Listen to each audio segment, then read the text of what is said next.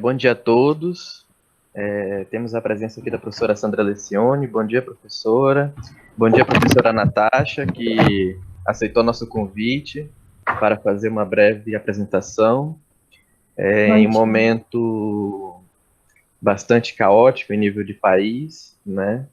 E a professora Natasha é professora da UFAM, da Universidade Federal do Amazonas, do curso de Geografia, da graduação e da pós-graduação. Tem desenvolvido trabalhos na área da climatologia geográfica, e hoje vai proferir uma palestra sobre cidade, saúde e pandemia.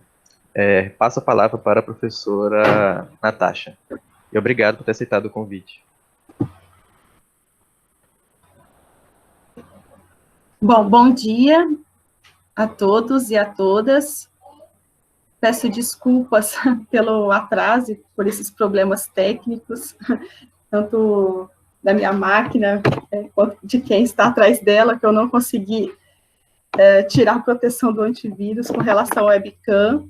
Então, queria agradecer o convite do Thiago e do Laboratório de Geografia Política, né? É um prazer a gente poder dialogar, né, nesse momento. Eu vou trazer aqui algumas perspectivas sobre o trabalho, né, que vem sendo desenvolvido junto à Rede de Geógrafos para a Saúde. Né? Só para confirmar, vocês estão me escutando? Sim. Sim, ok. Bom, que é um trabalho que a gente tem tentado compreender a difusão da Covid-19 no estado do Amazonas, né? Mas é um trabalho que se integra a outros, né, que eu venho fazendo, né, ao longo da minha trajetória, né, eu sou professora aqui da Universidade Federal do Amazonas, né, porém, desde o meu doutorado eu venho trabalhando com questões relacionadas a clima e saúde, né, compreendendo o papel da variabilidade, dos tipos de tempo sobre a ocorrência de agravos à saúde, né, e nesse sentido, a gente está dando continuidade nesse trabalho aqui no estado do Amazonas, e agora, né, em tempos de pandemia, né, a gente urge, né, por procurar também respostas e compreender melhor esse fenômeno, né, não só agora na pandemia em desenvolvimento, né, mas o que isso está relacionado a uma acumulação desigual dos tempos, né, pré-pandemia e também nos desafios que virão pós-pandemia, né, e que são desafios para a geografia como um todo, né, em questão de emprego, economia, mobilidade, enfim, uma série de questões que vão se colocar, né, nesse pós-pandemia também, né, questões também ligadas intimamente à política, né. Pode passar, Thiago, para o próximo slide, por favor. Então, assim, para falar um pouco desses antecedentes e dessa linha que eu venho trabalhando, eu vou contextualizar um pouco os campos que a gente vem dialogando e também alguns conceitos que a gente considera importante para entender essa relação entre o clima, cidades e saúde, né? Então, ao longo da minha trajetória, eu parto da bioclimatologia humana, né, que tenta compreender, então, essa relação dos fenômenos climáticos e dos elementos meteorológicos, né, dentro da sua perspectiva temporal e espacial, associada à fisiologia humana e à saúde coletiva, né, os problemas que estão relacionados a uma saúde coletiva, né. E esse é um campo de estudo, não só da geografia, mas também de outras áreas do conhecimento, né? Na medicina social especialmente, a saúde pública, a saúde coletiva, né? Os arquitetos também têm trabalhado um pouco nessa perspectiva, né, dos ambientes internos, né? Como é que eles agravam problemas de saúde. E essa articulação, então, ela é uma articulação que envolve, né, variados campos do conhecimento, né, numa perspectiva interdisciplinar e também transdisciplinar, já que existe uma grande complexidade para trabalhar com essas questões, né, que envolvem também a relação da própria produção do espaço, né, então o espaço como sistema de objetizações é um elemento fundamental para a gente compreender as questões relacionadas à saúde, né.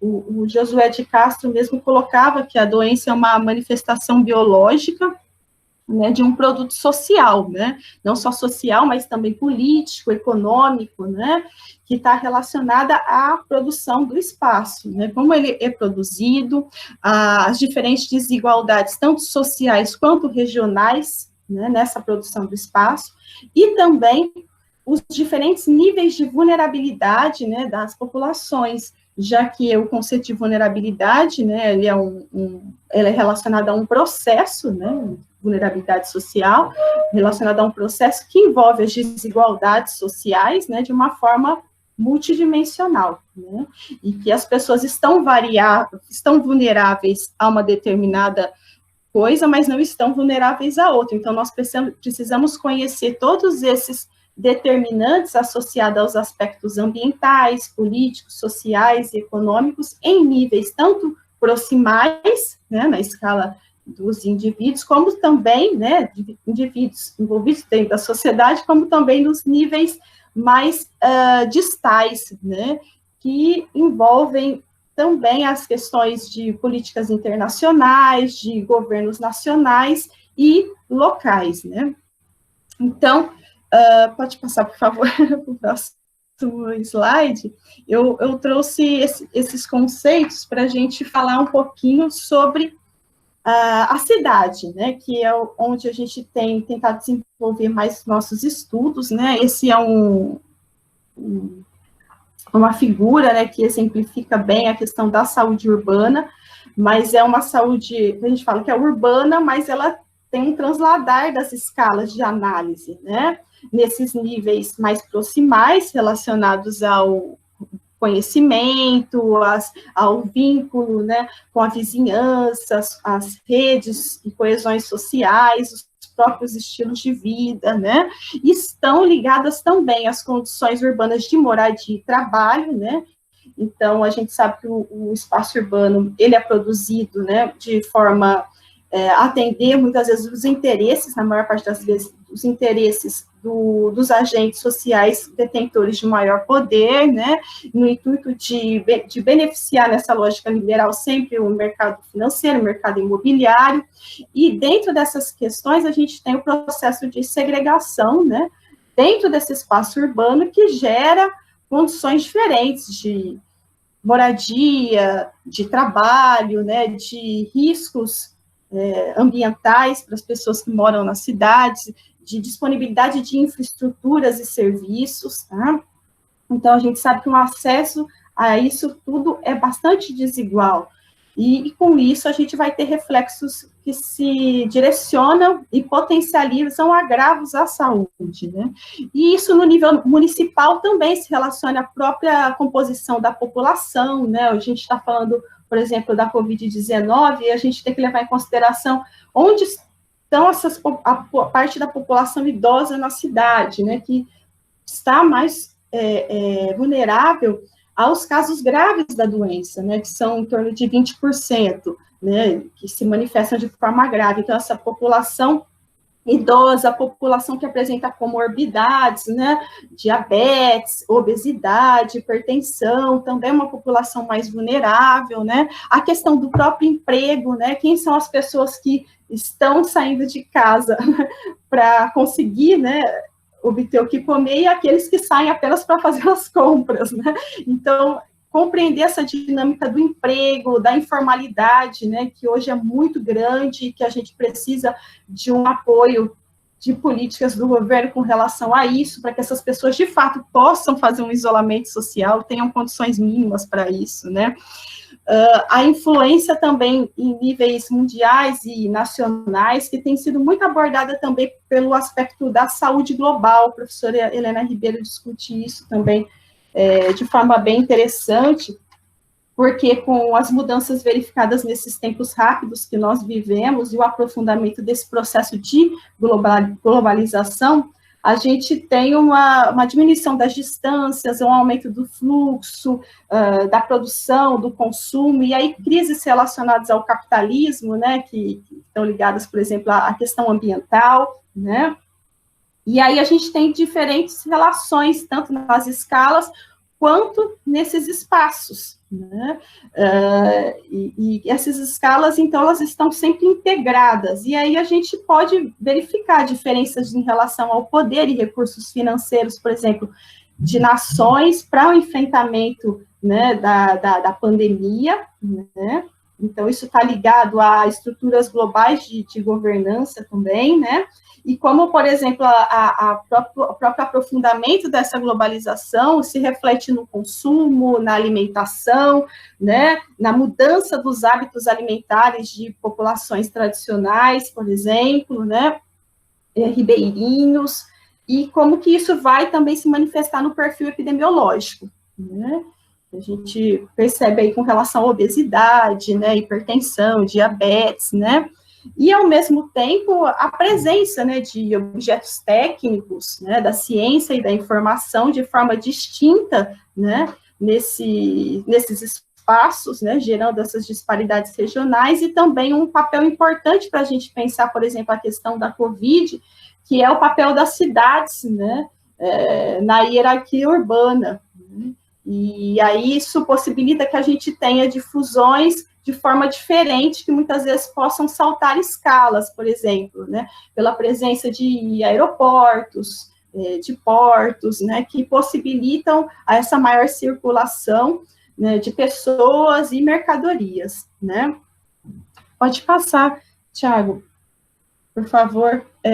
E aí nós temos trabalhado um pouco nessa questão de compreender como esses determinantes sociais, né, que são determinantes, parte desse modelo dos determinantes sociais da própria OMS, né, ligados a essas condições, tanto nos níveis proximais quanto os distais, né, e isso em diferentes escalas, porque a gente trabalha também com a questão espacial, da geografia, né, e está ligado intimamente a um princípio fundamental do SUS, né, que é um dos pilares do Sistema Único de Saúde, que é levar em consideração que esses determinantes sociais, eles se manifestam espacialmente de forma diferente e também nas populações, que em distintas classes sociais, nos grupos invisibilizados, né, por exemplo, indígenas, comunidades tradicionais, né, e está ligado também a outros processos maiores, né, dentro dessa lógica das desigualdades históricas, né, e também recentes, né, que são os processos de dominação relacionados às desigualdades sociais e raciais advindas, né, do colonialismo, do patriarcado e do próprio racismo, né. Então, esses determinantes sociais, eles são levados em consideração para esse pilar da equidade que é proposto no projeto do Sistema Único de Saúde, que, é claro, ainda não conseguiu se implementar por completo, mas que é importante, né, porque a gente vai tendo vários programas associados a atender essas populações, né, de forma diferente. E a equidade, né, ela parte de princípios de justiça e igualdade, né. Então, por exemplo, no próprio atendimento, quando a gente chega, né, a um determinado posto de saúde, ou mesmo num hospital, né, o princípio da equidade, ele vem em primeiro lugar, né, então, quais são os casos mais graves, independente se eu cheguei a 1 hora, né, atrás para ser atendida, a prioridade é para os casos mais graves, né, eles vão ser atendidos primeiro, né, e de acordo com a urgência do atendimento, né, se tem também esse princípio, estabelecimento desse princípio de equidade, né, mas nós sabemos que por estarmos, né, dentro de uma lógica que produz desigualdades, né, que no nosso modo de produção capitalista e produção desses espaços, né, a gente tem uma série de iniquidades, que é um conceito que leva em conta as desigualdades perversas, né, e injustas, que podem ser evitáveis, né, partindo do princípio dessa justiça social, né, e que aí estão intimamente ligadas a distribuição dessas vulnerabilidades de forma diferenciada, como a gente percebe aqui, por exemplo, nesse mapa, né, tem o índice de SOVE, né, que é um índice de vulnerabilidade social, baseado na proposta da Cutter, e a gente percebe claramente como a desigualdade social, ela ressalta disparidades desses Brasis, né, em especial na região norte e parte da região nordeste, né, como nós percebemos. E isso está ligado também à questão do acesso à saúde, né? A gente tem serviços muito centralizados, né, de alta complexidade nas capitais, nos estados da região norte. Eu falo pelo Amazonas, né, em que a alta complexidade ela é toda concentrada em Manaus, e que as distâncias são muito amplas e bastante complicadas, porque o nosso fluxo principal, né, a fluidez se dá pelos rios, então muitas vezes são longas distâncias a percorrer, mais de 1.000 quilômetros, e isso demora um tempo muito grande também, até pelo modal de transporte. Então, a gente acaba gerando também uma desigualdade nesse acesso aos serviços de saúde de média e alta complexidade, né? E que muitas vezes as pessoas, elas ficam pelo caminho, ou elas ficam dentro e morrem em casa, como a gente percebe pela televisão, né? Agora, o interior do estado, por exemplo, já tem mais casos do que a própria capital, né? E ontem eu estava vendo uma reportagem em que, apesar de já ter mais casos do que a capital, todo o interior do estado do Amazonas, né? Os óbitos na capital ainda são maiores, né? Mas a gente sabe que no interior, muitas vezes, as pessoas morrem em casa, porque elas não têm como chegarem na capital, né?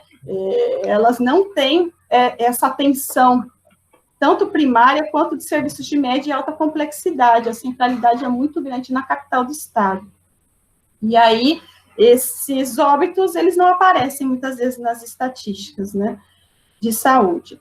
E, ao mesmo tempo, essa difusão está ligada, né, à efetivação, né, da técnica, dos sistemas técnicos, da ciência e informação, que geram também influências, né, nessa hierarquia das cidades, né, e a gente pode estar trabalhando isso integrada aos serviços de saúde, né, que estão nesses locais também, né. No caso aí, no estado do Amazonas, eu falo por Manaus, né? Depois vou mostrar um mapa para a gente discutir um pouco mais sobre isso também, né?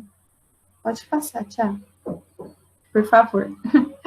Bom, e aí, como professora de climatologia, né? Eu leciono aqui disciplina de climatologia geral e climatologia da Amazônia, né?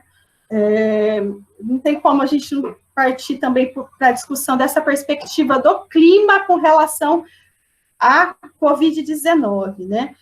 Então, diferentes áreas do conhecimento têm tentado compreender essa relação, tanto partindo da perspectiva biológica do vírus mesmo, né? Como os elementos climáticos, eles podem auxiliar ou desfavorecer a sobrevivência do vírus, né? Então, vários estudos sobre o papel da radiação ultravioleta, né? Utilizando dados de insolação para saber quantas horas ele sobrevive, né?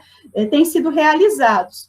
E como essa pandemia, ela se iniciou, né? A partir de dezembro na província de Wuhan, e depois, no início do ano, ela acabou se espalhando por outros países do hemisfério norte. Nós estávamos no período de inverno, diversos papers, artigos, né, foram feitos muito, assim, no calor da hora, tentando compreender, né, tudo isso, né, e aí associaram, né, de uma perspectiva bastante determinista, o clima diretamente relacionado à Covid, demonstrando que o aumento, né, a evolução, né, da doença se daria principalmente em áreas de tipos climáticos com temperaturas mais amenas, né, bem mais frias do que a gente está acostumado, de 3 a 17 graus, né, com baixa umidade, o que a gente tem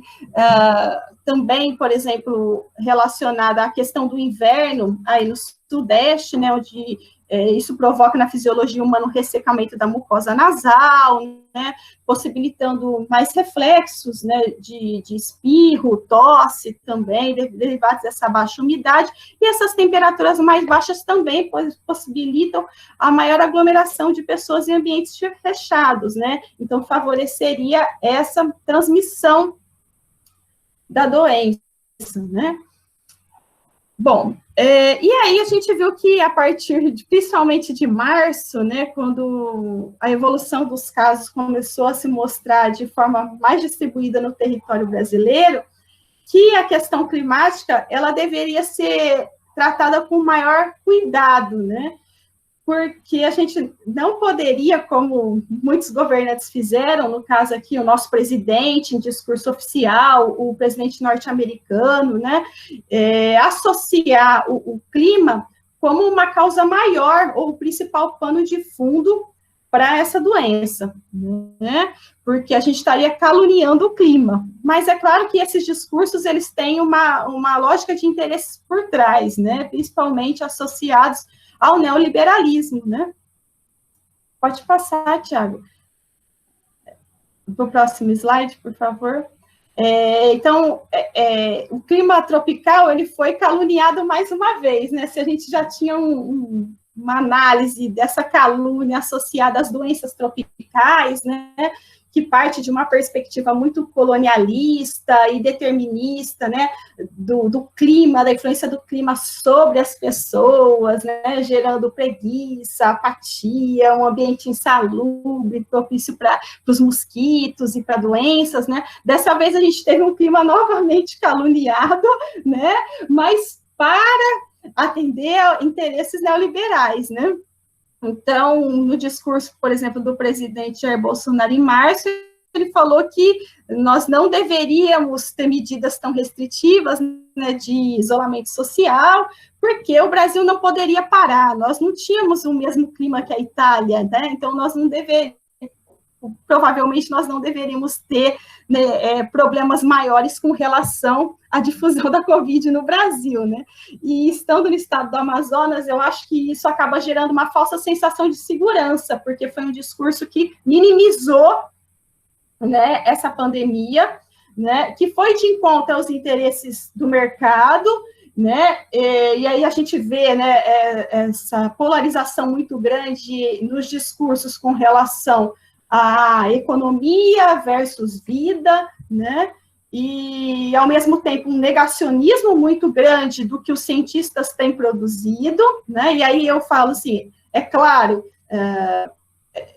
muitos têm produzido, né, nesse momento, para tentar dar respostas, né, ao que está acontecendo, né, em diferentes âmbitos e diferentes campos da ciência, né, mas negar o papel da ciência, né, seja com relação à própria cloroquina, né, que as entidades médicas, a própria OMS, né, tem mostrado que a eficácia não tem ocorrido dessa forma, como o presidente quer colocar, e uma liberação estrondosa de recursos para a produção da cloroquina, mesmo, né, os cientistas pedindo bastante cuidado com relação a isso, o próprio terraplanismo. Então, a gente vem enfrentando riscos políticos muito grandes, né, com relação a tudo isso. E o neoliberalismo, não só, né, na perspectiva econômica, mas também subjetiva, né, do empreendedor, de você pode correr riscos, do Estado mínimo, né, então a gente tem que priorizar o Estado mínimo e em detrimento de políticas públicas, governamentais de saúde, educação, né, e a gente coloca isso tudo como um confronto muito grande nesse atual momento, né, e que isso tem dificultado muito medidas de isolamento social, tem dificultado muito a forma como a população está lidando com tudo isso, né, porque os recursos do governo têm demorado a chegar para a população, os pequenos empresários, Enfim, então, são lógicas, né? São discursos e lógicas que estão totalmente imbricadas nessa questão da Covid, né? E aí o clima, nesse primeiro momento, aparecia como um grande salvador, né? Nessa faixa intertropical, né? E que, na verdade, não foi nada disso que ocorreu, né? Porque o clima não é o fator maior, a gente tem uma série de determinantes sociais que geram essas desigualdades e essas vulnerabilidades, né? E que se associam muito mais a essa transmissão da Covid, né? E aí, nesse movimento, né, anti-ciência, a gente vê que mesmo com uma série de ataques, né, principalmente às ciências humanas, né, e sociais, a gente tem conseguido produzir, apesar disso, né, não sei por quanto tempo, mas apesar disso, a gente tem conseguido avançar, né, a gente não ficou imóvel e estamos tentando construir, né. Na perspectiva da geografia da saúde, eu vou mostrar um pouquinho do que a gente tem tentado realizar em diferentes estados também, né, para compreender esses contextos pré-pandemia, na pandemia, para pensar também, refletir um pouco a esse pós-pandemia, né.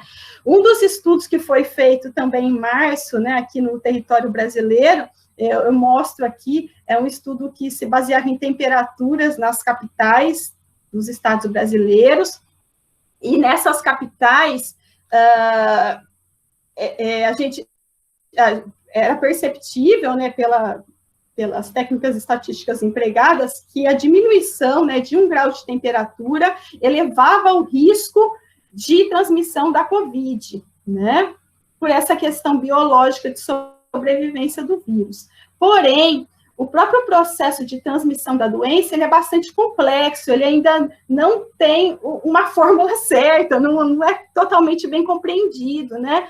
Então, a gente tem tentado avançar nisso. Por exemplo, essa questão biológica tem sido estudada, associada aos elementos climáticos, mas também o papel dos aerosóis, né? De como a gente tem esse vírus, né, circulando por meio dos aerosóis liberados pelas queimas de combustíveis fósseis, né, e que estão aí, né, no ambiente atmosférico das cidades, né. Então, o vírus, ele permanece nesses aerosóis por algumas horas, de 3 a 6, né, de acordo com o professor Paulo Artacho, que tem estudado mais nessa linha, né, e também em superfícies diferentes, ele também permanece por algumas horas, e esse contato, né, entre pessoas, ele é extremamente importante para a transmissão também, e aumento dos casos dessa doença, né? Por isso que as medidas de isolamento social são, né, ressaltadas pelos infectologistas como sendo as mais propícias para a gente diminuir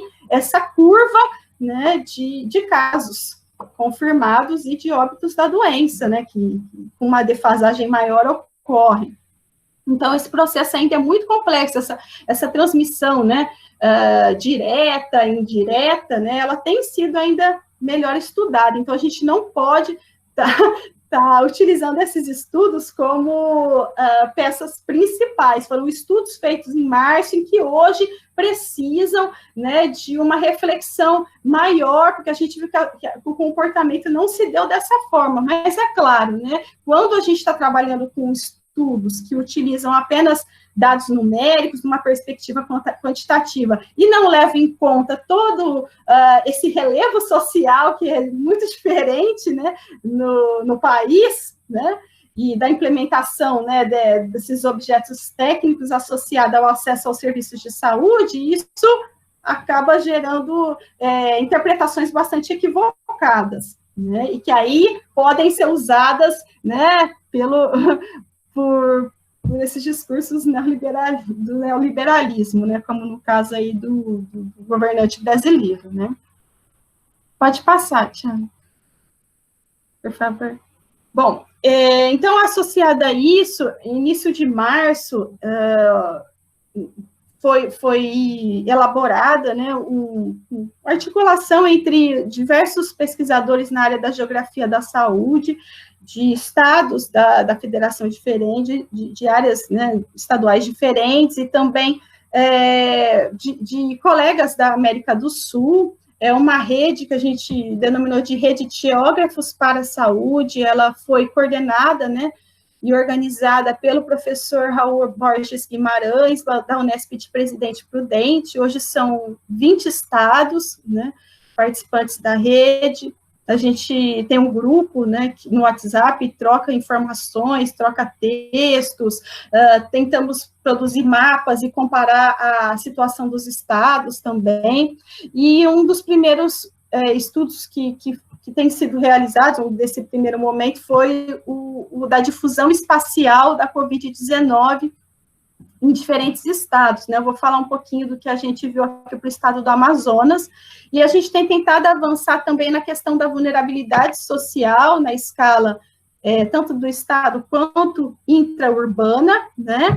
E no entendimento dessa multiescalaridade dos serviços de saúde, né? De baixa, média e alta complexidade, né? E futuramente a gente pretende dar subsídios para analisar o risco também espacial disso tudo.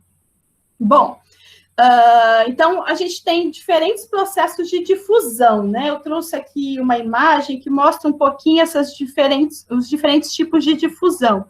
Primeiro, que a gente considera a difusão por expansão, né? Essa difusão por expansão, ela pode ser tanto hierárquica quanto por contágio, né? A difusão por expansão hierárquica, ela está associada principalmente ao papel, né, das cidades na rede urbana, né? Por exemplo, aqui em Manaus, nós tivemos, né, no início da doença, o primeiro caso registrado em Manaus, que comanda, né, a rede urbana, né, do estado, e tem um papel importante na rede urbana também regional, né? Então, essa difusão, ela se deu primeiramente de forma hierárquica. Manaus, depois o segundo município foi Parintins, né, que também tinha presença de aeroportos e também contato por porto, né, então via fluvial de Manaus, né. Então, nesse primeiro momento, a difusão, ela seguiu essa lógica, sendo que os primeiros casos em Manaus, né, no estado do Amazonas, quer dizer, eles foram importados, né, de pessoas que viajaram para a Europa, depois de pessoas que vieram de viagens da América Latina, do Peru, né, foi o terceiro caso, e também de contato com pessoas que voltaram de São Paulo, já tinha casos da doença, né, então foi uma difusão que a gente considera uma difusão hierárquica, dentro dos processos de difusão por expansão. O segundo processo de difusão por expansão é a difusão por contágio, que é aquela que está ligada à própria fricção do espaço, né? Ou seja, vamos pensar num cálice de vinho, né? Caindo sobre uma toalha, né? Então, o vinho, ele cai sobre a toalha e começa a se espalhar para o entorno, né? É a mesma coisa, começou por Manaus, né? Foi essa difusão hierárquica, porém, se espalhou pelos municípios da região metropolitana, que tem acesso, né? Uma conexão grande com a capital por rodovia, né, a partir da ponte do Rio Negro, né, então apareceram, por exemplo, Iranduba, Manacapuru, né, outros municípios, né, que também tem integrados via rodoviária, né, Presidente Figueiredo, Itacoatiara, né, então ocorreu essa difusão por contágio e uma elevação no número de casos de forma bem rápida, né, foi bem grande o avanço no número de casos nessa difusão por contágio. Manacapuru, né, que é um município da região metropolitana, ele é o segundo município do estado com maior número de casos, né, da Covid-19, de casos confirmados da Covid-19. Então, essa difusão também ocorreu por contágio. Um outro processo de difusão, que é o da realocação, ele está muito ligado a uma mudança de área, né? Por exemplo, eu tenho uma indústria numa determinada cidade e ela muda a sua localização para uma outra cidade. Então, a gente fala que é a difusão por realocação, né? Então, outro centro começa a operar para a difusão da doença. Essa realocação, ela aqui no estado, ela ocorreu de forma integrada também a uma expansão da capital, né? Porque o que a gente vê, outros centros têm operado para a difusão da doença ao longo do tempo, né? Por exemplo, Tefé, que é um município do Médio Solimões, ele tem operado para a difusão da doença pelos municípios menores do entorno, né? É uma cidade que tem uma posição estratégica, né? Na hierarquia da rede urbana no Médio Solimões, né? Ela é importante, né, para o fluxo de pessoas, mercadorias, para a presença de instituições públicas, né, comércios, serviços, né. Então, a Tefé tem, por exemplo, operado para a difusão da doença em Alvarães, que tem contato, né, com o Tefé, né, via fluvial, para o Arini, né. Então, essa realocação tem se dado no Médio Solimões, tem se dado também no Alto Solimões, como, por exemplo, Tabatinga, né, Santo Antônio do Içá, Tonantins, que é uma área de fronteira também, né, internacional, com o Peru e com a Colômbia. E, ao mesmo tempo, ela ocorre de forma híbrida, combinada, né, todos esses processos, eles se combinam, né, ao longo da difusão dessa doença, porque Manaus continua a expandir, né, tanto hierarquicamente como por contágio, né, o número de casos, né, em especial, né, nos municípios da região metropolitana, e mesmo com o decreto de isolamento social, a gente tem o fluxo de mercadorias também ocorrendo, né, e pessoas também, porque a gente sabe que a fiscalização não é tão eficiente, e é por isso que, mesmo com a medida de isolamento social, a doença ela se difundiu por praticamente todos os municípios do estado. Hoje nós só temos 2 municípios sem casos da doença, né? Dos 62 municípios do Amazonas, apenas em Vira e Pixuna não tem casos da doença ainda, né? Então, ela ocorreu de forma combinada, tanto por expansão, de forma hierárquica, por contágio, como por realocação e o que a gente considera hoje como uma difusão híbrida, né?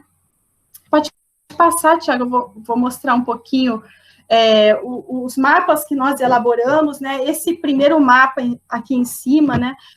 Ele mostra o início de casos da Covid-19 no estado do Amazonas, que foi em Manaus, né? O primeiro caso, ele ocorreu no dia 13 de março, né? É um mapa que a gente fala que ele interpola tempos, né? Que esses pontos mais vermelhos, né, estão relacionados essa escala, desculpa, de cores de vermelho a verde está relacionada às datas dos primeiros casos nos municípios, né? Então, da escala vermelha para verde, vermelho significa que foram os primeiros municípios do estado, né, dentro da temporalidade da evolução da doença, a apresentarem casos. E o verde seriam os últimos municípios a apresentarem casos, tá, da doença. Então, ao longo do tempo, desde 13 de março, aí o último mapa foi no dia 13 de maio, 2 meses depois, a gente vê a evolução dessa disseminação da doença pelo estado. No primeiro mapa, mostra Manaus, né, no dia 13/3, depois, o segundo mapa, ele é do dia 28 de março, né? Nesse mapa do dia 28 de março, nós já tínhamos casos, tanto em Parintins quanto em Boca do Acre, no sul do estado. No terceiro mapa, né, é da data do dia 6/4, então os casos, eles, por difusão, tanto hierárquica quanto por contágio, eles aumentaram nos municípios da região metropolitana de Manaus e também, hierarquicamente, no Alto Solimões, Santo Antônio do Içá, Tabatinga, obrigada, Tiago, e no sul do estado também, né, como eu mostrei para vocês, Boca do Acre, né. Depois, o outro mapa, ele mostra, né, como é que isso avançou, né.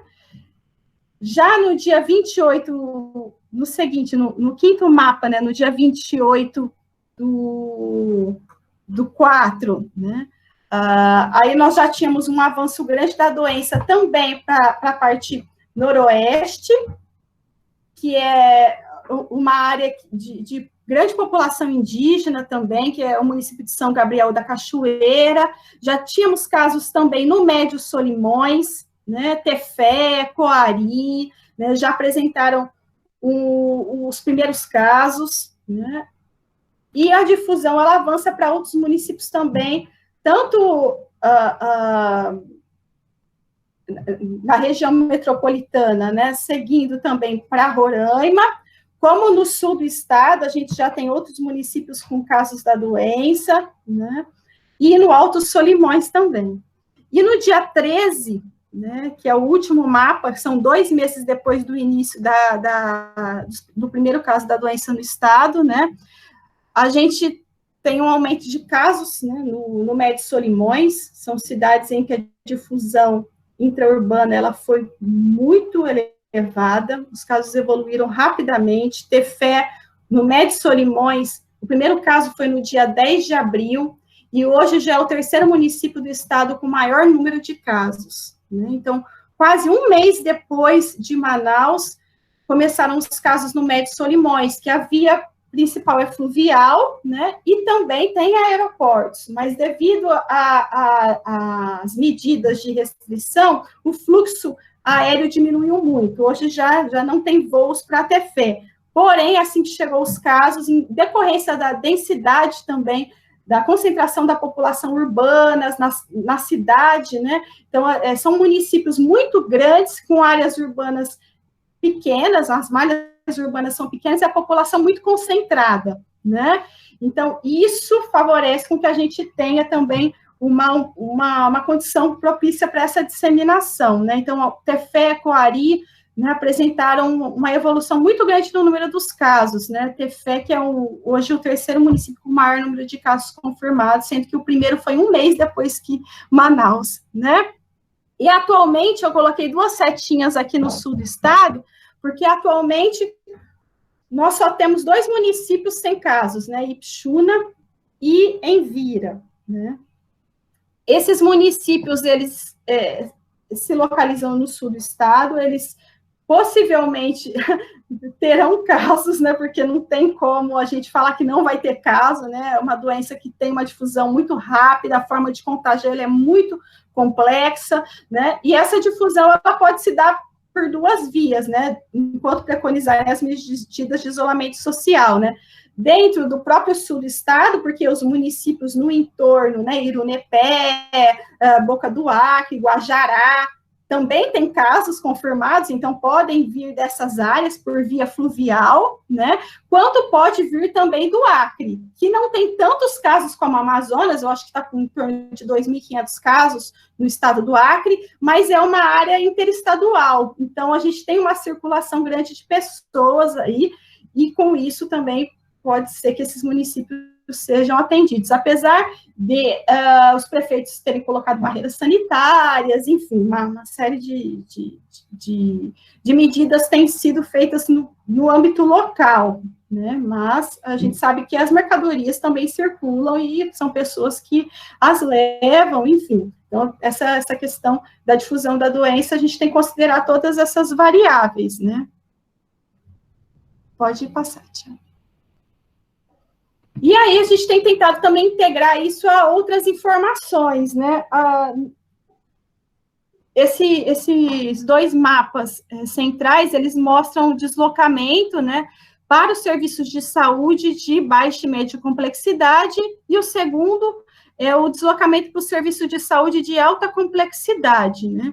A gente, olhando o mapa que foi elaborado a partir dos dados do REGIC 2018, né, que é o estudo da região de influência das cidades, né, do IBGE, a gente percebe essa centralidade dos serviços de saúde de baixa, né, média e alta complexidade na capital Manaus, especialmente a alta complexidade, ela é totalmente dependente de Manaus, né.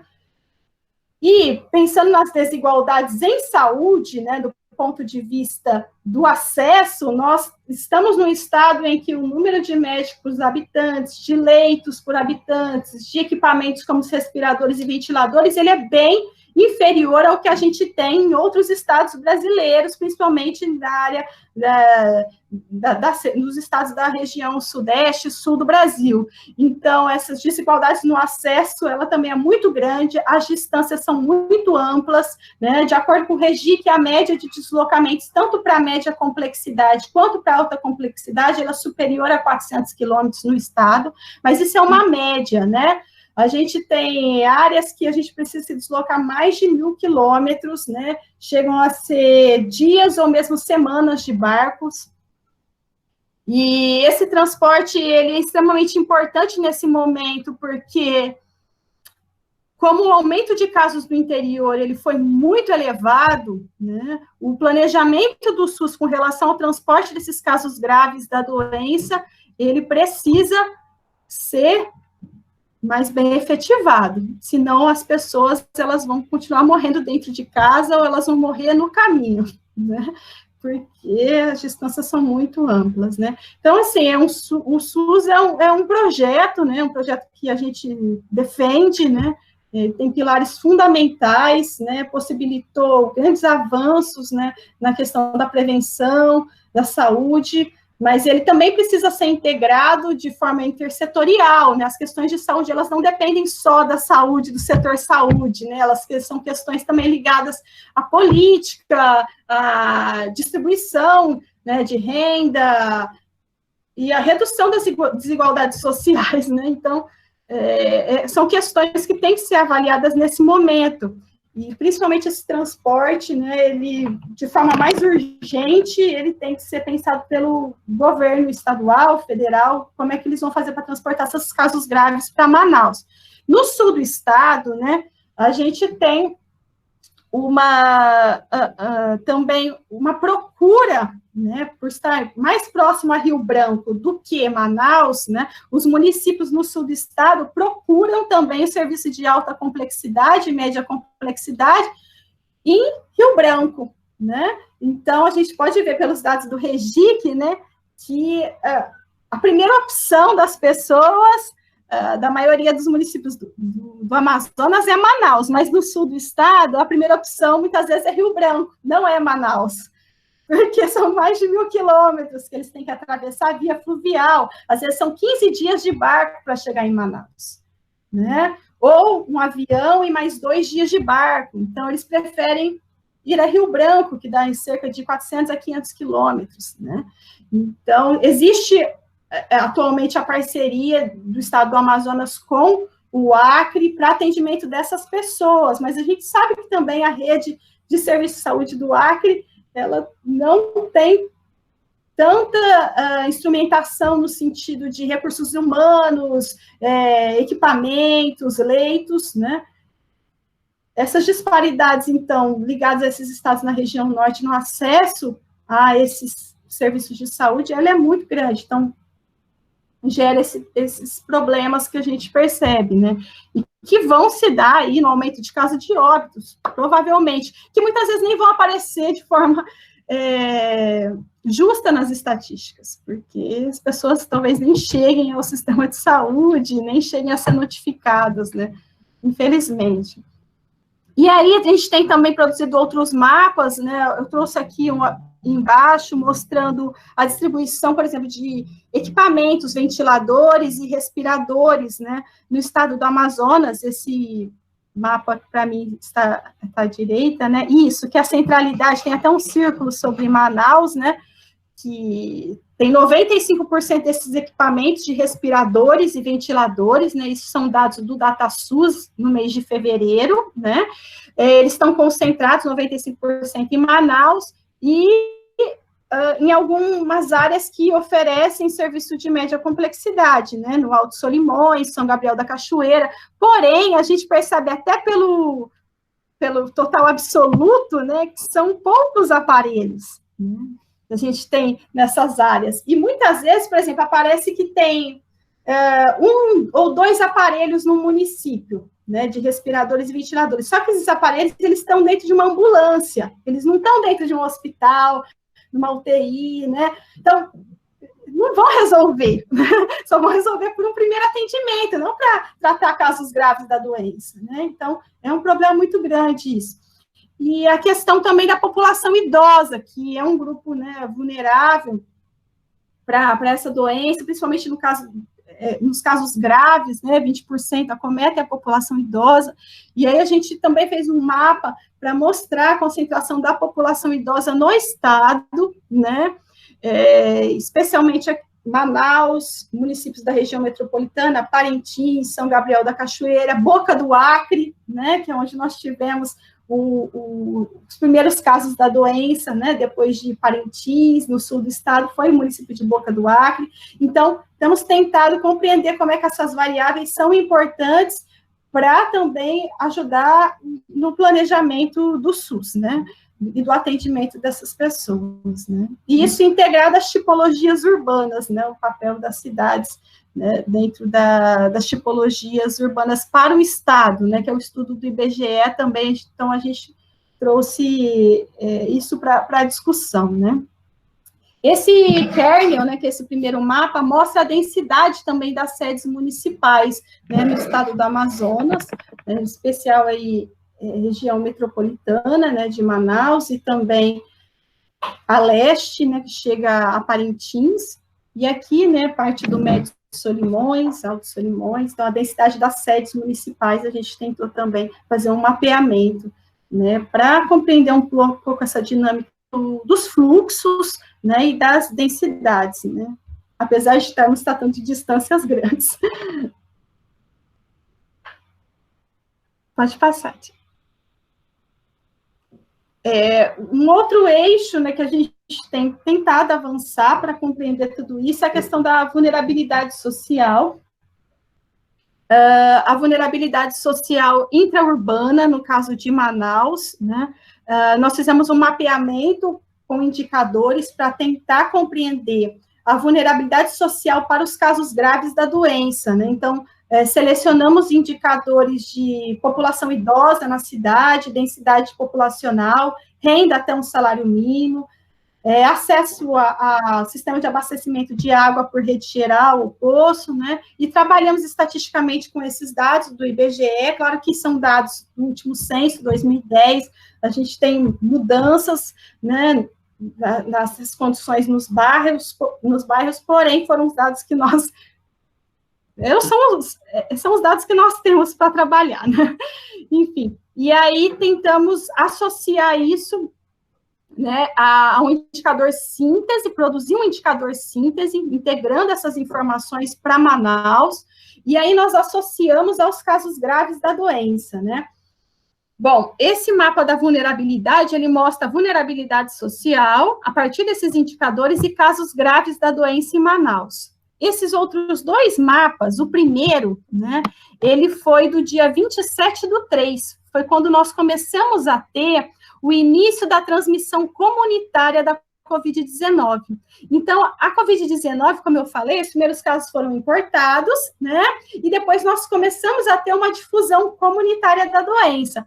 E os primeiros casos, né, e essa concentração, quando a gente vê nesse mapa do dia 27/3, ele se dá em bairros da Zona Oeste, como Ponta Negra, né, que é um bairro bastante elitizado, com, né, boas condições de moradia, né, claro que a gente generaliza um pouco ao falar de bairro, né, porque a gente tem muitas especificidades, né, mas é o dado que a gente está trabalhando, então, a gente tem que levar essas considerações, essas limitações do dado, né, mas renda elevada, renda média elevada, né, acesso aos serviços de rede geral, poço, formas construtivas também diferenciadas, né, característico da classe média alta, e no bairro Adrianópolis, né, também, e no bairro Parque 10, né, que são bairros também bastante elitizados, né. E depois, com a transmissão comunitária, isso foi modificado, né? Então, aqui eu trago um mapa embaixo de casos confirmados no dia 30/4, um mês depois, né, do início da transmissão comunitária. Então, a doença ela já havia se espalhado por todos, né, os bairros da cidade, né? Porém, a gente tinha ainda uma concentração maior de casos graves, ainda no Parque 10, que é um bairro bastante populoso, né? A densidade demográfica também é elevada, população idosa também.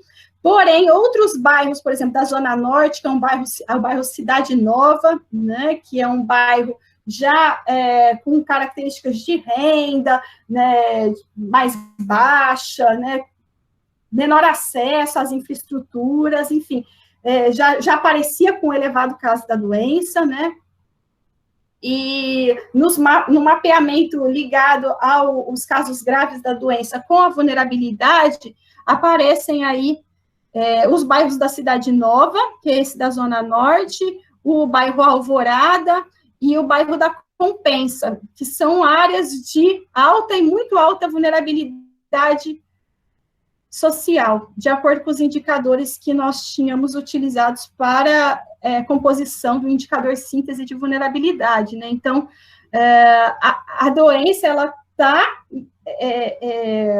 sendo difundida e sendo de forma mais agravada, né? Que esses casos graves são aqueles que necessitam de internação nas áreas mais desiguais da cidade, né, ligadas a essa segregação, né, socioespacial na produção do espaço, na exclusão social, né, de todos esses processos também ligados a uma produção do espaço de forma, né, contraditória, né, e desigual de acordo com o poder socioeconômico dos agentes sociais e o interesse também do mercado imobiliário, né, dentre outros agentes, como o próprio governo, que estão interessados na produção do espaço. Então, onde a gente acaba observando isso, né, como é que isso acabou se modificando, esse padrão de difusão da doença desde o início dela até 30/4. E aí, assim, nós fizemos esse mapa em 30/4 e aguardamos novos dados da Fundação de Vigilância em Saúde,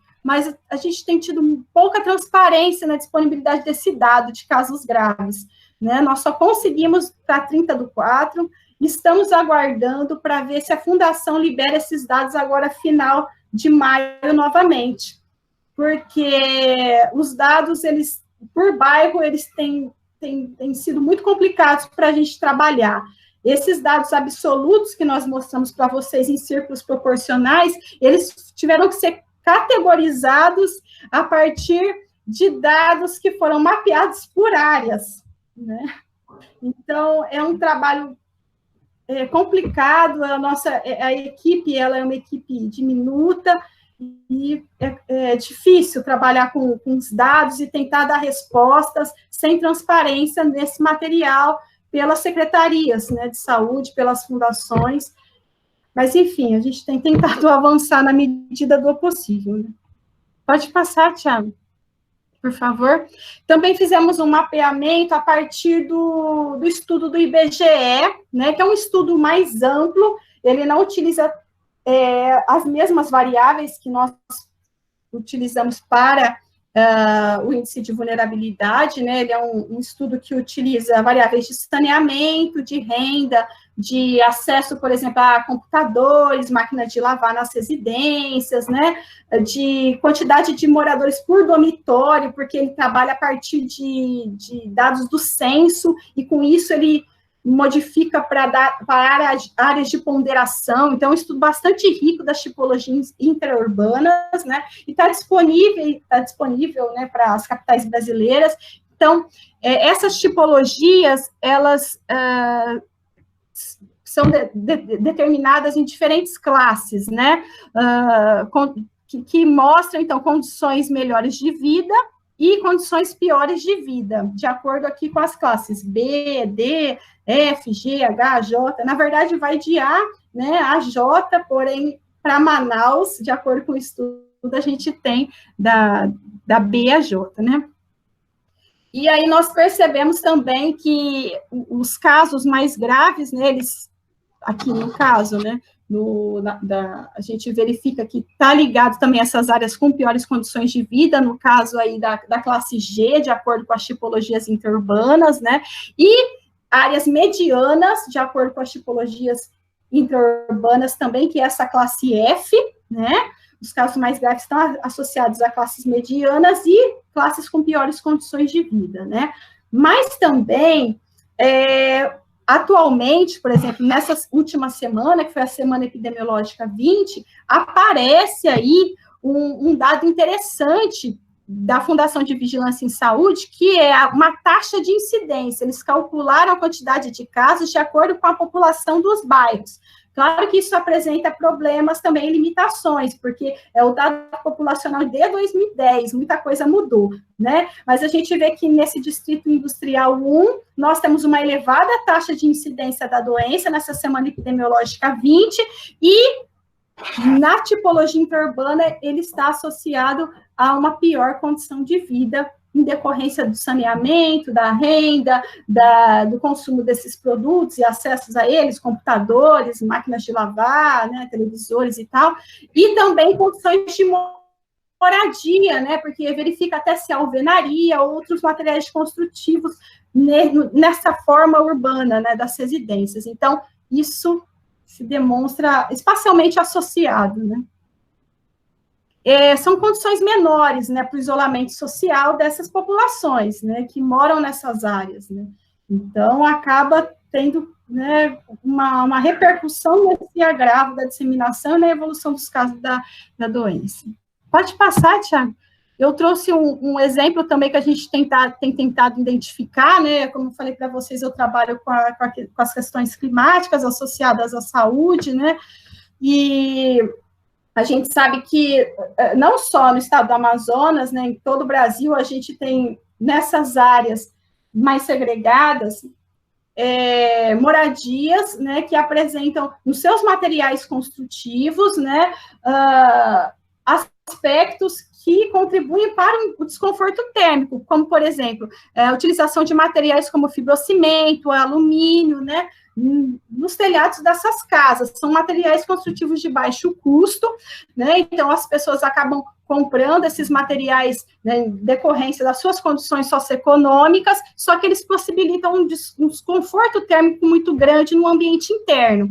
Aqui eu trouxe algumas imagens da câmera térmica, né, de moradias, né, em área urbana, com a utilização desses materiais construtivos, e também moradias que são casas flutuantes, que é muito comum aqui no estado, as casas flutuantes, né, e as temperaturas nesses ambientes, que é claro, a temperatura externa ela vai ser transmitida, né, pela radiação, ela acaba sendo transmitida, essa radiação, para o ambiente interno, né, apesar do isolamento. Então, a gente tem temperaturas que chegam até 60 graus, né, nesses materiais construtivos, né, de alumínio, de fibrocimento, e que isso acaba influenciando no ambiente interno desses locais. Então, para aqueles que não têm climatizadores artificiais, como ficar em isolamento social, né? Como manter medidas de distanciamento, né? Então, são essas precariedades, né, que acabam privando as pessoas, né, de, muitas vezes,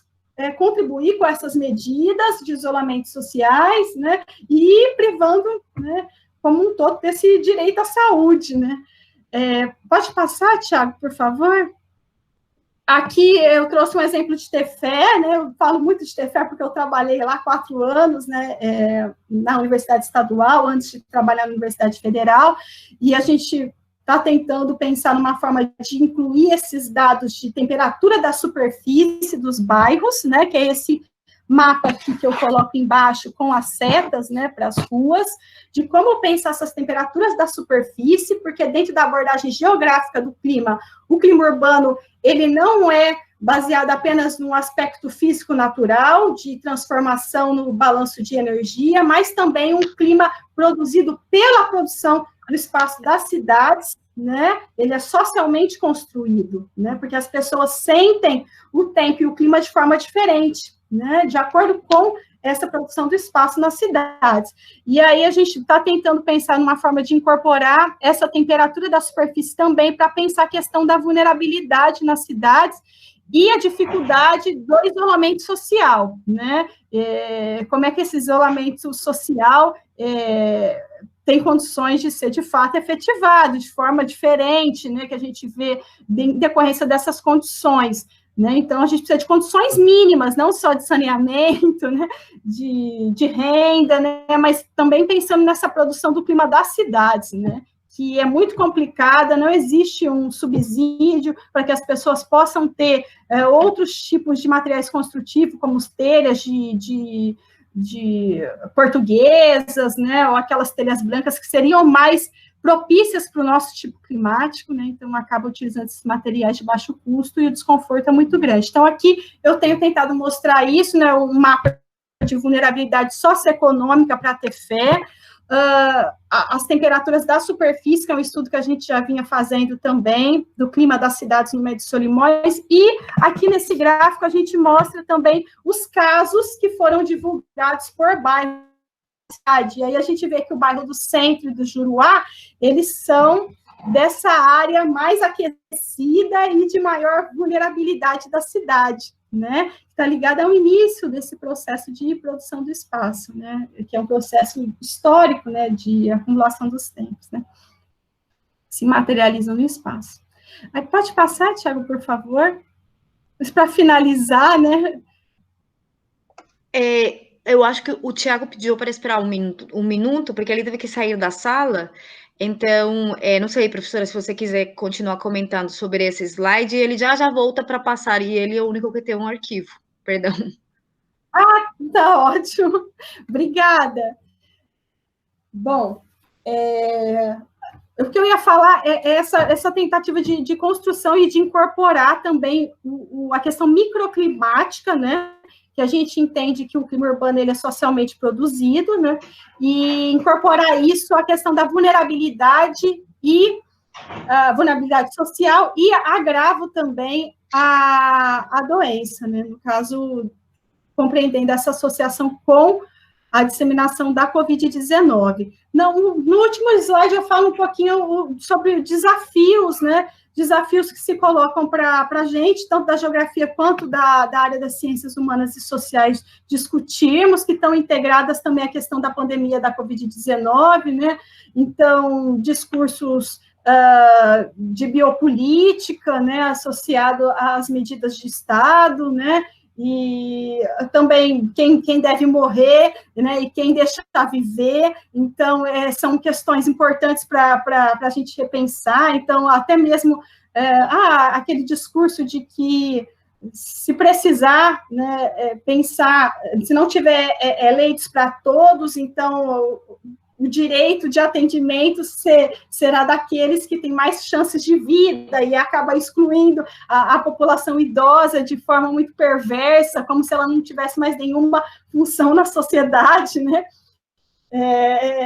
Muito complexo, são questões muito complexas que a gente precisa refletir, também discutir mais, é um desafio entender tudo isso, a própria necropolítica, né, que a gente vê nas medidas do governo nacional, né, do presidente Jair Bolsonaro, que poderia, né, um gestor, né, então ele poderia ter medidas, né, e discursos no intuito de combater essas iniquidades e pensar numa justiça, né, social e na vida das pessoas. Então, ele tem, né, tá ligado a esse poder político, ele, né, diz, e daí, né, eu não sou coveiro, né, então, é uma necropolítica nisso tudo, né, então, eu deixar morrer, né, ao mesmo tempo que você não tem ação, né, para tentar resolver o problema, você acaba praticando uma necropolítica, e isso acaba afetando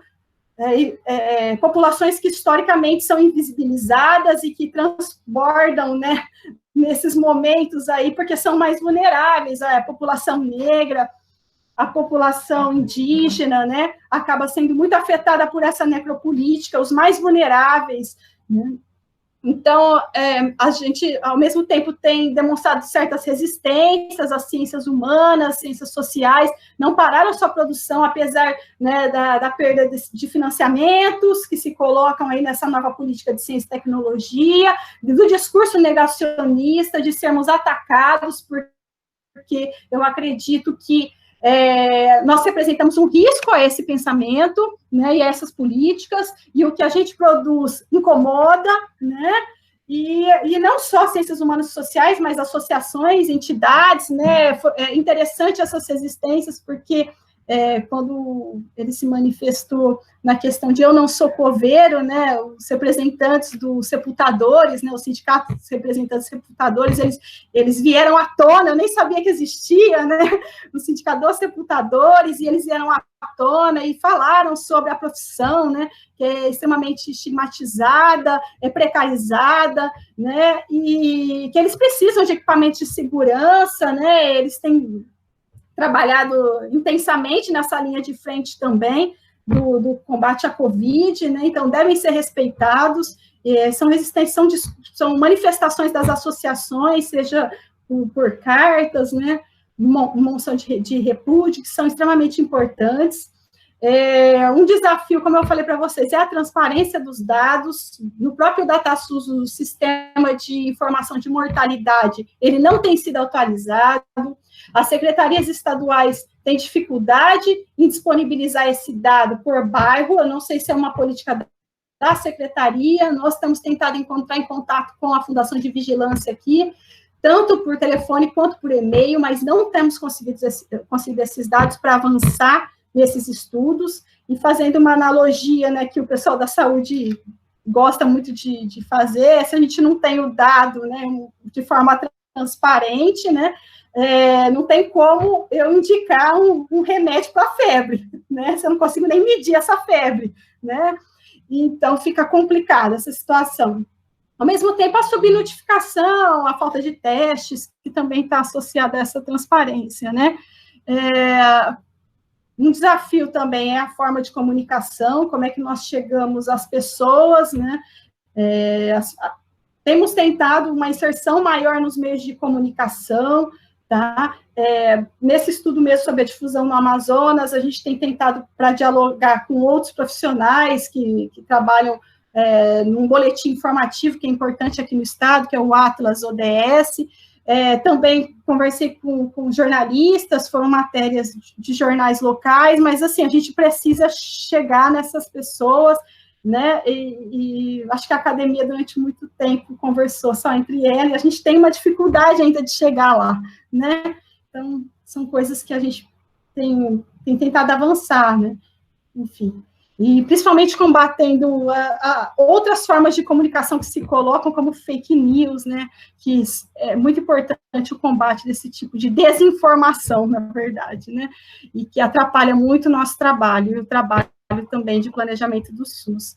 E essa defesa do SUS, né, e da ciência que a gente tem que fazer, que eu acredito que deva ser feita, porque o SUS é um projeto, historicamente ele tem tentado ser implementado, apesar dessas políticas neoliberais, com restrições orçamentárias, né, mas os princípios do SUS, eles pretendem atender a todos, eles fazem muito com pouco, né, são 3,8% do PIB, enquanto a saúde suplementar relacionada aos mecanismos privados, né, eles usam muito mais, 4,4% do PIB, então o SUS faz muito com pouco, ele precisa ser defendido, né, os princípios que partem de equidade, de universalidade dos serviços, de integralidade, de centralização, que é pensar a saúde a partir da região, ainda que não tenham sido totalmente implementados, né, ele é um projeto que merece ser defendido, porque ele é um projeto que pensa no coletivo, ele não pensa no individual, né, então isso é muito importante. E a defesa da ciência que urge, né, a todo momento, devido a esse negacionismo, especial nessa última semana, com mais uma troca de ministro e a liberação da cloroquina. Bom, acho que é isso que eu tinha preparado para falar, peço desculpas, não sei se eu atendi, né, os anseios para falar, né, sobre a questão das cidades, da saúde no estado, e estou aberta também para a gente discutir mais, tá? Obrigado pela atenção de vocês. Obrigado, professora. Muito obrigado pela sua palestra. Nesse momento, a gente abre para as perguntas, questionamentos. Pode iniciar, Ginete.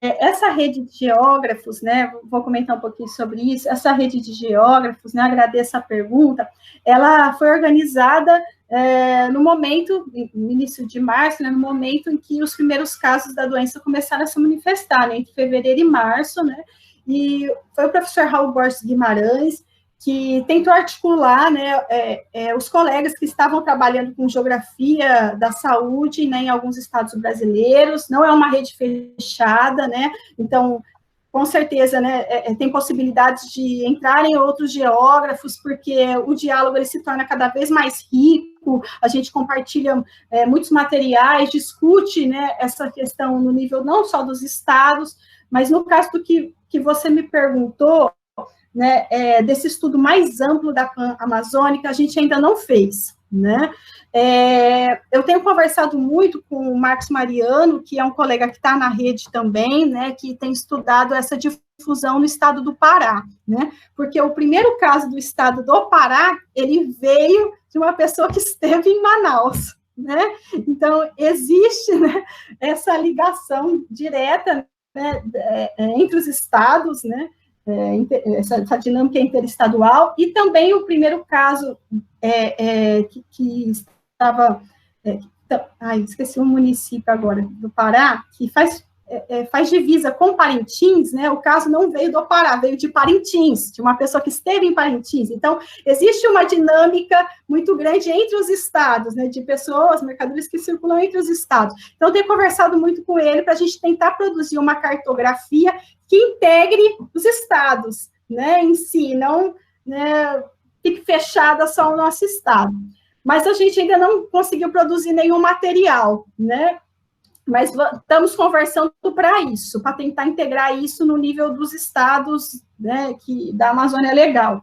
Na Pan Amazônia, a gente ainda não conseguiu avançar, né? O professor ele tem contatos maiores e está tentando chamar pessoas, né, de outros países para a gente poder avançar nisso também, entender como que está ocorrendo essa difusão da doença na Colômbia, no Peru, por exemplo, no Acre, relacionado à própria Bolívia, né, também. Então, isso seria muito importante para nós. Nesse momento, nós não conseguimos avançar nessa escala, né? E aí, por isso que a gente fala, quanto mais gente integrando a rede, seria melhor, né? Eu não conheço, agora, para citar, né, eu não conheço nenhum estudo que esteja sendo feito nessa dimensão, né, da Pan Amazônia. Muita coisa do que tem sido feita, assim, dentro do estado do Amazonas, como eu disse, tem sido publicado por meio de boletins do Atlas ODS, que é vinculado às ciências do ambiente, sustentabilidade, que é um estudo sobre indicadores de desenvolvimento sustentável, né, então, muitos boletins têm sido publicados sobre as diversas áreas que têm produzido conhecimento associados à pandemia da Covid-19 no estado, mas eu não conheço ainda nenhum nessa escala, pensando a Pan Amazônia, mas com certeza é muito importante, né?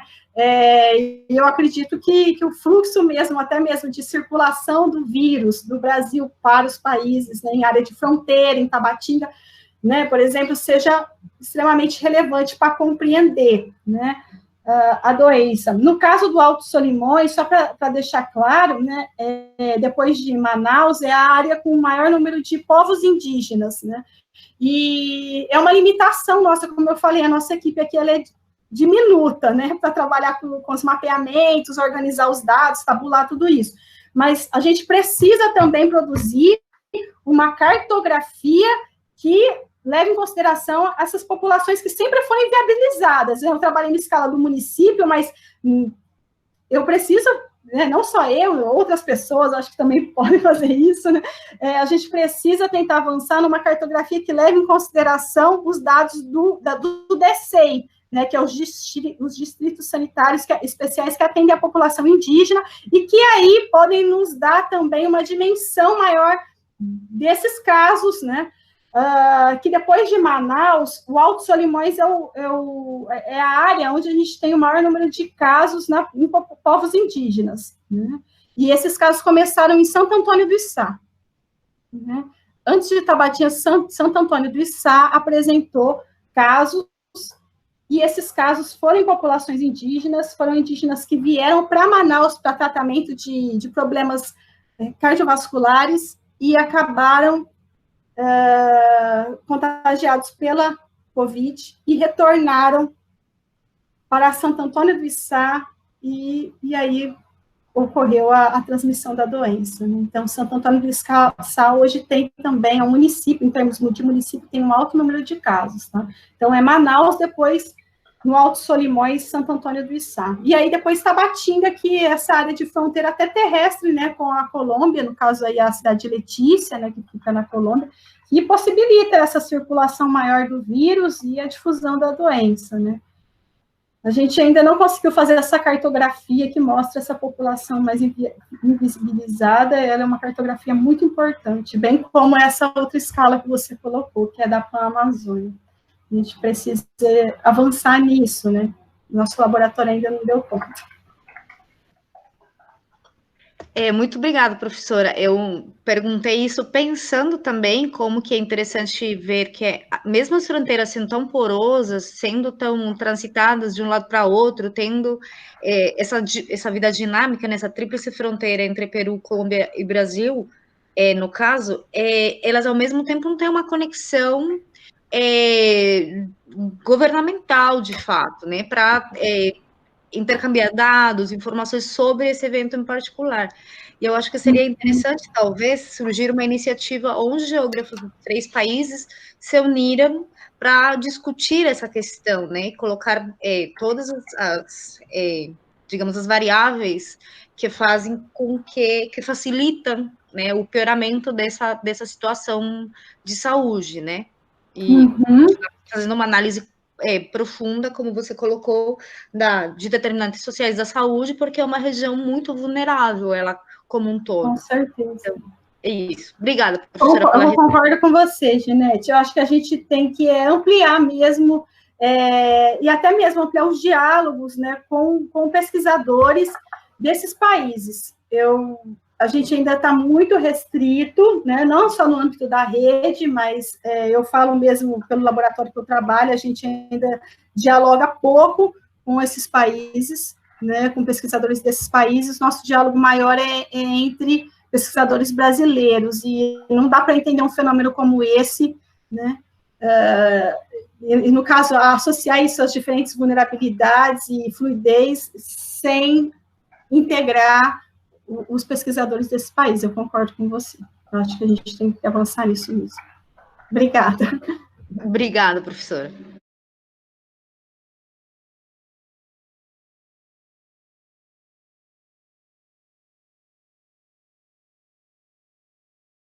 Esses dados, eu vejo que eles têm sido trabalhados, né, a gente ainda não fez um mapeamento deles no Estado, porque o que a gente tem é um índice de isolamento do Estado. A gente não conseguiu esse acesso por cidades, né?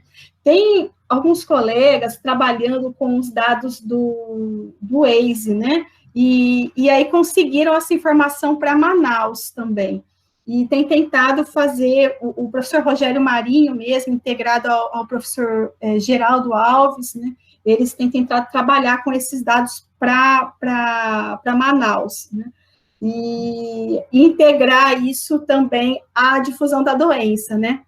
São colegas do Departamento de Geografia, né? Eles não estão integrados a esses mapeamentos, mas a gente está sempre trocando informações, dialogando bastante, né? E esse nível de isolamento social, ele tem ficado, desde o início das medições pelo Instituto In Loco, eles têm ficado em torno de 42%, 47%, é muito baixo, né?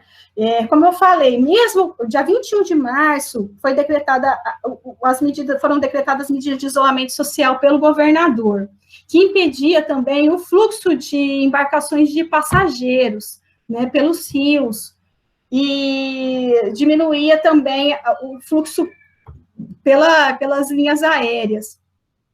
Mas a gente sabe que a difusão da doença, ela avançou mesmo assim. Então, o que a gente percebeu? Que não existia uma fiscalização efetiva, né, dessas embarcações, né, e as pessoas continuaram transitando. O que eu posso pensar que isso se relaciona, né? Hipoteticamente, são hipóteses. Primeiro, os discursos, que eles são muito conflitantes na esfera federal, em relação à esfera estadual, né, e local, né? Então, isso prejudica muito a conscientização das pessoas sobre a importância do isolamento social, e eu acredito que é isso que também ajuda a ficar tão baixa, em torno de 42%, 47%, dificilmente passam um dia que tem mais de 50% de isolamento social no estado, de acordo com o ILOC, né? Então, isso tem dificultado esses discursos, economia, vida, enfim, essa polarização muito grande, né, no âmbito ideológico e político, está dificultando o isolamento social, a própria conscientização, né, das pessoas, né. Agora, o governo tem passado uma série de propagandas falando da importância de ficar em casa, né, mas a gente sabe que isso também está ligado a uma questão que ultrapassa, né, a escala momentânea, está ligada à questão da educação, de acreditar na ciência, de sentir a importância da ciência na vida das pessoas, porque acaba descredibilizando, né, um pouco esses discursos cientistas, né, e esse negócio de, eu preciso trabalhar também, porque está ligado a uma questão socioeconômica, as pessoas precisam sair de casa, né, tem muitos informais na cidade, né, subempregos, então, isso tudo dificulta o isolamento social, para além daquelas condições que a gente consegue mapear com os dados, né, então, a questão ideológica, a questão política, né, e a questão da informalidade, as pessoas terem que sair para trabalhar, né, também isso dificulta um pouco. O que eu percebo aqui como moradora, né, de Manaus, eu moro num prédio, eu vejo que o fluxo não foi muito alterado daquilo que a gente tem durante outros dias da semana, né, sem medidas de isolamento social, né, e ao mesmo tempo, mesmo com o pedido do Ministério Público para o lockdown, ele foi derrubado, esse pedido, né, o prefeito, o governador, ele não atendeu também esse pedido, né, tem uma pressão dos empresários, né, do polo industrial de Manaus também, em cima dos políticos, a polo decide, né, as indústrias, elas decidem a organização diária, né, da vinda de trabalhadores, né, independente de medidas de isolamento social, elas continuam funcionando, então, isso tudo acaba dificultando, né, essa pressão também do setor privado, né, em decorrência disso, dificulta o isolamento social, né. Eu cheguei aqui a ver carreatas pedindo a reabertura do comércio, né? Outro dia mesmo no jornal local passou repórteres no centro da cidade, né, mostrando as lojas fechadas, mas aí quando virava a câmera, os comerciantes estavam fechando as portas, né? Então, a fiscalização ela não tem sido efetiva, a conscientização, né, e a sensibilização das pessoas com relação a isso passa por uma série de transformações que são de longo prazo, relacionadas à educação, né, à própria escolaridade das pessoas, medidas relacionadas também à política pública de ciência e tecnologia, mas também a esse discurso que tem sido muito complicado, porque a gente está lidando não só com discursos oficiais de alguém que representa, né, deveria representar os interesses da população, mas também com as fake news, né. Então, o tempo todo nós somos chamados a responder fake news que demonstram palavras totalmente diferentes, discursos totalmente diferentes do que aquilo que os cientistas, né, mostram. Então, isso é muito complicado. Tá? A gente está numa situação muito complicada aqui no estado, né? Os casos, o número de casos diários registrados tem ultrapassado de 1.000 todos os dias, né? Ontem foram 1.500 casos confirmados, novos casos confirmados. Então, extremamente complicado, né? Isolamento social, a gente tem todos esses problemas aí, como eu falei para vocês.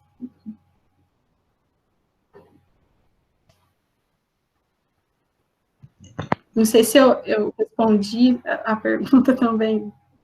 Não, foi de acordo com o que ele queria. Muito tá ótimo. Né, é a mesma coisa aqui também, a discussão de não parar, o que é serviço essencial, indústria e construção civil, por exemplo, que são intensivas. É extremamente complicado, né? E assim, carreatas, né? Como eu falei para vocês, nós tivemos 2 domingos aqui com carreatas de empresários pedindo a reabertura do comércio, e ao mesmo tempo eu participo de grupos, né, de WhatsApp, de onde eu moro, enfim, né, que tenta integrar pessoas, e a gente sabe que politicamente tem opiniões diferentes, e a disseminação de fake news ligadas a esse discurso neoliberal do governo federal, ele é muito grande nesse momento, e é difícil combater tudo isso. A gente está lidando com os riscos variados aqui, né? Não só aqui, eu acho que aí também, né? No Brasil, né? Eu vejo muitas redes sociais e o que eles falam, nós estamos lidando com 2 vírus, né? O Covid-19 e o Covid-17, né? Tá difícil. Eu queria agradecer, né, os colegas, né, que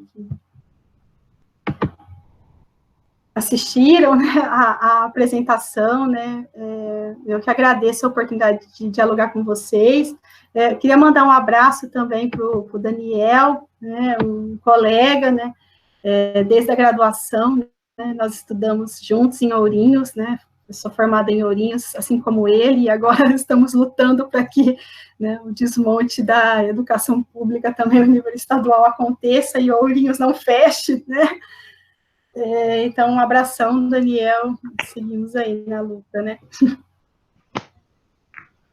Obrigada por ter acompanhado. Alguma outra pergunta, alguma coisa? Podemos encerrar a atividade?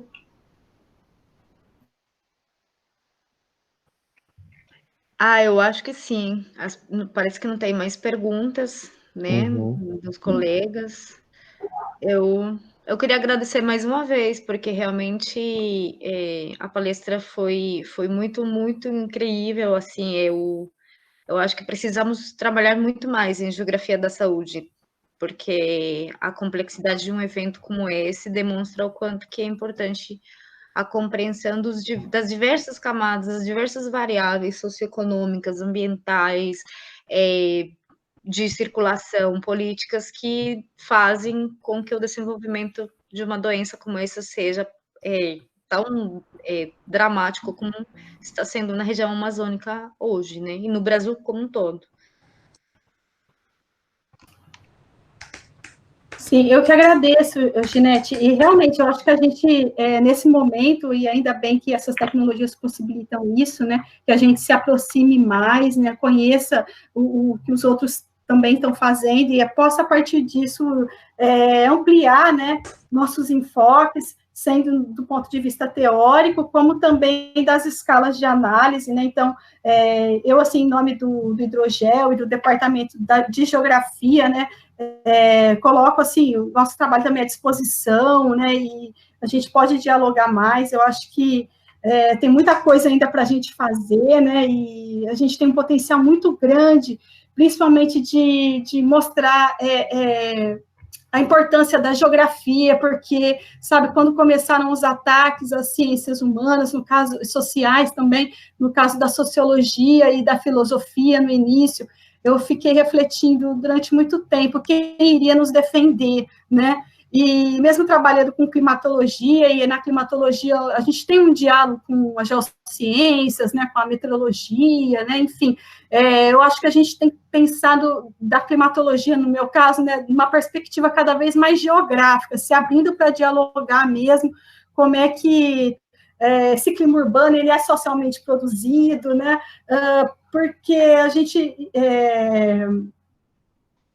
pensar nessa união, ela é muito importante para que a gente se defenda e consiga mostrar também o potencial, o nosso potencial para dar respostas para as sociedades, né, e para políticas públicas também, mas para a sociedade, né, nós como ciências humanas fazemos pesquisas para isso, para dar um retorno social, né. Então, acho que é uma boa oportunidade essas lives, essa conversa que a gente teve, né, e estamos à disposição para continuar isso em outros momentos também, e, né, dialogar mais, e interesse também de participação na rede de geógrafos, eu acredito que é interessante, né, para quem quiser também se inserir, né, porque eu acho que quanto mais pessoas que a gente possa dialogar e trabalhar em rede, isso é muito importante para entender fenômenos como esse, de grande complexidade, como você mesmo colocou, né? E, bom, apesar de tudo, né, eu falei um pouquinho que eu fiquei com medo, né, de quem iria nos defender, apesar de tudo, eu vejo que entidades como a SBPC têm se manifestado, né, a favor de ciências humanas e sociais, né? Então, assim, eu acho que talvez o momento tenha nos ajudado, né, mas a gente precisa se fortalecer também, né, entre nós, né, entre os geógrafos e entre nós com as outras ciências humanas, esse diálogo também precisa, né, avançar, eu acho que é isso. Mas eu agradeço a oportunidade, né, é um prazer, né, ter falado com vocês, né, obrigado também pela presença da professora Sandra Lencioni, né, muita admiração pelo trabalho da senhora, todas as publicações que eu já li, né, é uma honra muito grande, né, estar aqui falando hoje com ela presente, tá? E muito obrigado a todos, né, espero que eu de alguma forma tenha atingido uma parte dos objetivos da fala proposta pelo grupo, né, do Laboratório de Geografia Política. Obrigado.